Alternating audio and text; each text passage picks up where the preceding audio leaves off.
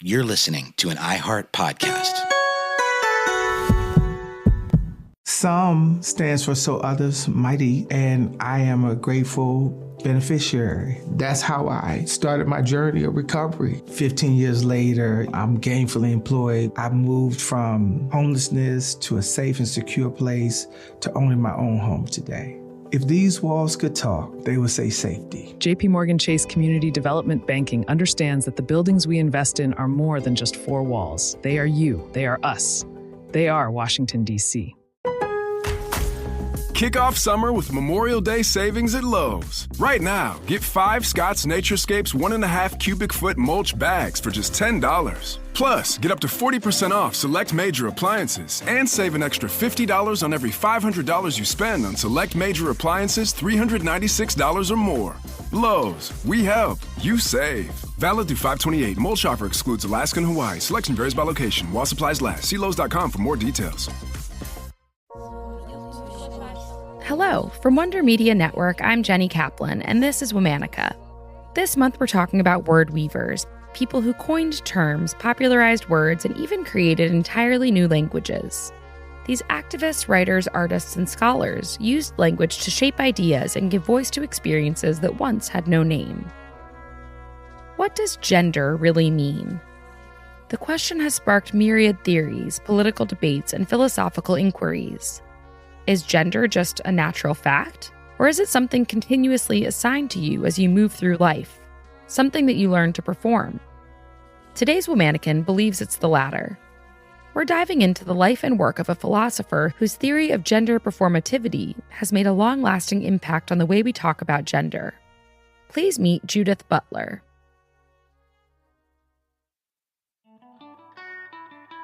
Judith was born in Cleveland, Ohio on February 24, 1956. Their father was a dentist, and their mother advocated for fair housing and helped run political campaigns for local Democrats. Both parents practiced Reform Judaism, and as a child, Judith attended Hebrew school and took classes on Jewish ethics. During tutoring sessions with their rabbi, Judith wrestled with big ideas for the first time. Their temple education was the hotbed for a lifetime of philosophical thinking, questioning established norms and wondering, why must things be as they are? What else might be possible? By the time they were in high school, Judith was already enrolled in university-level philosophy courses. They were coming of age in the 1960s, a powerhouse decade for progressive social movements. Free ourselves! Free our sisters! Free ourselves! Judith remembers feeling particularly influenced by the civil rights movement. The fight for gay liberation was also entering the mainstream, but acceptance was slow to arrive at Judith's house. Their family struggled to understand their rejection of traditional femininity. They later recalled, "I couldn't wear a dress, it was impossible." When Judith was outed as gay by a girlfriend's parents, their sense of isolation from their family only grew. After high school, they attended Bennington College in Vermont before finishing their bachelor's degree at Yale in 1978. They were chosen as a Fulbright Scholar in 1979 and spent one academic year studying at Heidelberg University in Germany. They earned a PhD in philosophy from Yale in 1984. While earning their impressive academic accolades, Judith remained politically engaged in anti-war and gay liberation movements. During the 70s and 80s, they were part of a movement of scholars and activists dedicated to rethinking gender. At that time, queer theory was emerging, and it was sort of in conflict with the feminist movement. Not because queer theorists didn't believe in women's equality, but because they wanted to question accepted ideas of what it means to be a woman in the first place. Judith opposed several core assumptions of mainstream feminism at the time, such as the idea that maternity is the essence of feminism. They also didn't like that womanhood was so linked with heterosexuality. They wanted to question and destabilize traditional gender roles. Judith viewed gender as an open-ended question with no final punctuation. They articulated these ideas in their 1990 book entitled Gender Trouble: Feminism and the Subversion of Identity. In these pages, they coined the concept of gender performativity, the idea that gender isn't something we are, but something we do. Judith argued gender is a performance, an ongoing series of actions, behaviors, and languages that create the illusion of gender identity. In other words, we perform gender through the things we say, the clothes we wear, the way we move, and the way we relate to others. Gender Trouble became a foundational text for queer theory. It has been translated into more than 27 languages and has influenced generations of scholars, activists, and artists.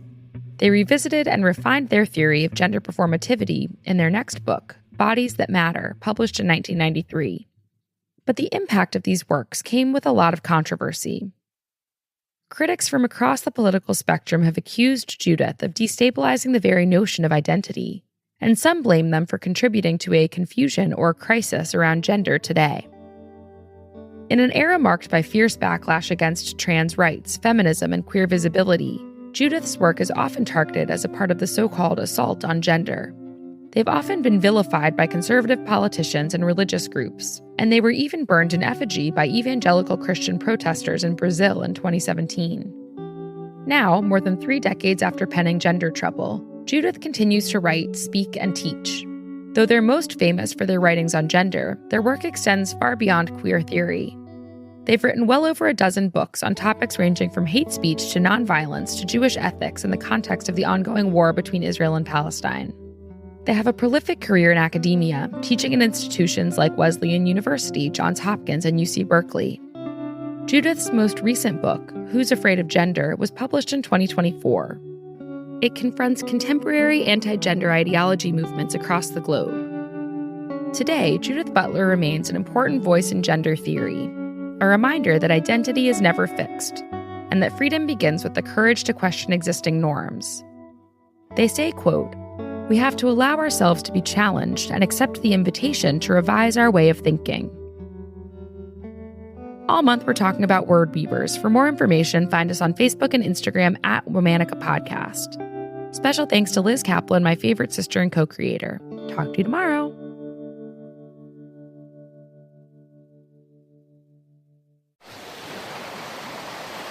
You don't want vacation to end.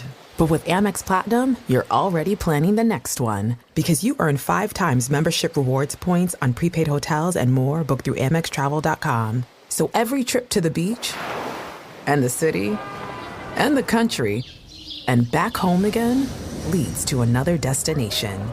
That's the powerful backing of American Express. Terms apply. Learn more at americanexpress.com/withAmex. Some stands for so others mighty, and I am a grateful beneficiary. That's how I started my journey of recovery. 15 years later, I'm gainfully employed. I moved from homelessness to a safe and secure place to owning my own home today. If these walls could talk, they would say safety. JP Morgan Chase Community Development Banking understands that the buildings we invest in are more than just 4 walls. They are you. They are us. They are Washington, D.C. You're listening to an iHeart podcast.